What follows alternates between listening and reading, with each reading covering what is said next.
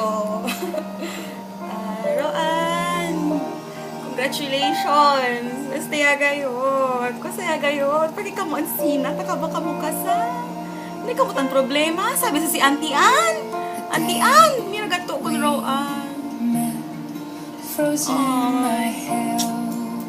Congratulations, first and foremost. Kasi, kung sa paseo din yung music, agoroto. Congratulations, Rick and Roan. Kay, finally, you made the decision to actually get married.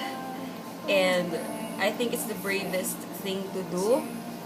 From a non-believer of marriage point of view, I congratulate you for actually, yes, getting here, getting up to this point.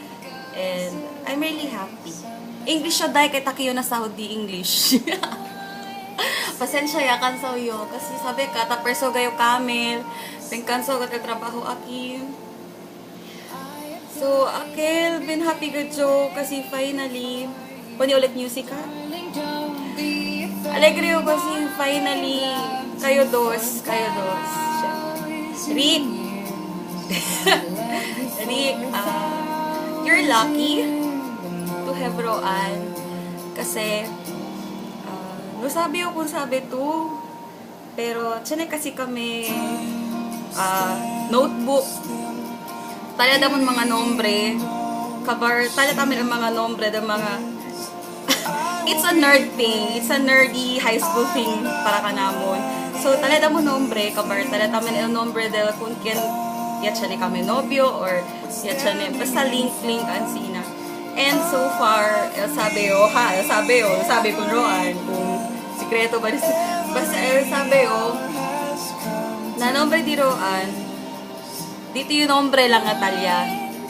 So, 100% sure ito lang gay del hombre na vida di Roan. And you are so lucky. Roan! Swerte tamin ka. You are lucky because first and foremost,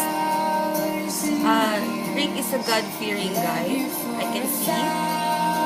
And 7 years ba? Or more than 7? 8 ya ba years kayo? Na 8 years, I believe Smiley man take advantage of you. And getting married in this generation, getting married without even getting pregnant first, diba, is an achievement already. It's an achievement for you both as a couple. And I am proud to have you as my friend. Maski nerd kita. But we actually, apparently you set an example not only for us high school classmates, but also to the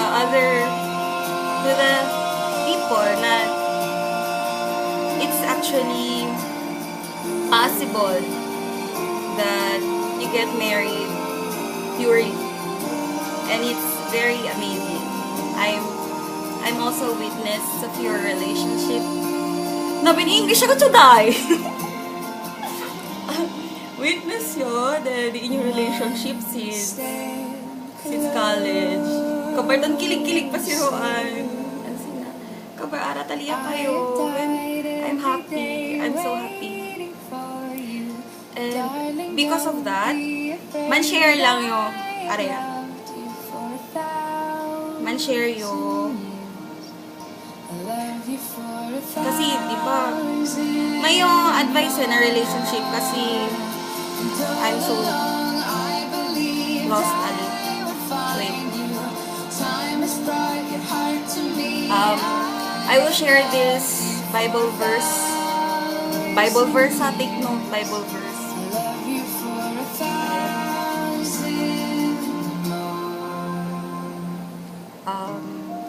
Tarda area. This is from 1 John. Wait. 1 John chapter 4 verses 18 to 19. There is no fear in love, but perfect love drives out fear, because fear has to do with punishment. The one who fears is not made perfect in love. We love because He first loved us. So, siguro, kasi, na relationship, no? Masabi lang yun. But I believe that we are children of God, and if we make Christ as the center of our relationship, we can actually claim that everything will be perfect because we are children of God, and God promises us a good life if we remain faithful in Him. So, I believe you two are actually in the right path already.